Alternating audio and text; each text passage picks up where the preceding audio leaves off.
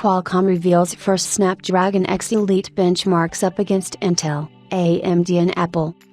Last week, Qualcomm officially announced its new 12-core processor for PCs, the Snapdragon X Elite, planned to become available in 2024.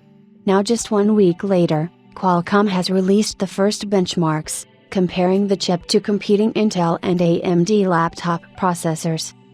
Qualcomm used its two reference design laptops for benchmarking the Snapdragon X Elite, one with an 80 watts TDP and the other with a 23 watts TDP, so we can get a look at performance at high and low power settings.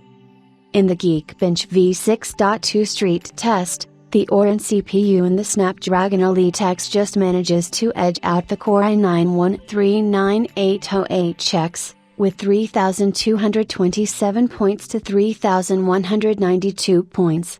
However, the Snapdragon chip also uses less power. Up against the Apple M2, another ARM-based laptop processor, the Snapdragon Elite X scored 2,940 points in 80 watts mode and 2,780 points in the 23 watts mode. Both of these scores are higher than the M2, which sits at 2,658 points in the same Geekbench test. In the multi-thread benchmark, the 80 watts Snapdragon scores 15,130 points, ahead of a Core i7-13800H at 14,343 points. In 23 watts mode, the Snapdragon scores 14,000 points, versus 12,181 points for the Ryzen 9 7940HS and 10,088 for the Apple M2. In Cinebench 2024, the Snapdragon X Elite scores 132 points in the street benchmark and 1,220 points in the mount benchmark in 80 watts mode. In 23 watts mode, it scores 122 points and 950 points in those same tests.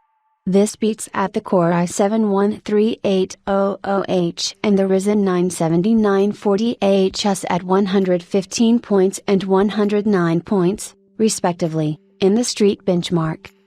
As for GPU performance, the Snapdragon X Elite scores 44.5 FPS in the Wildlife Extreme benchmark at 80 watts TDP, and 38.5 FPS at 23 watts TDP. The integrated Adreno GPU beats out the Ryzen 9 7940HS and the Core i7-13800H at 28.9 FPS and 26.6 FPS. Of course, these benchmarks are all conducted via Linux, so it could fare differently in a Windows environment. We'll have to wait until next year to see a more comprehensive set of benchmarks, as well as the first independent benchmarks.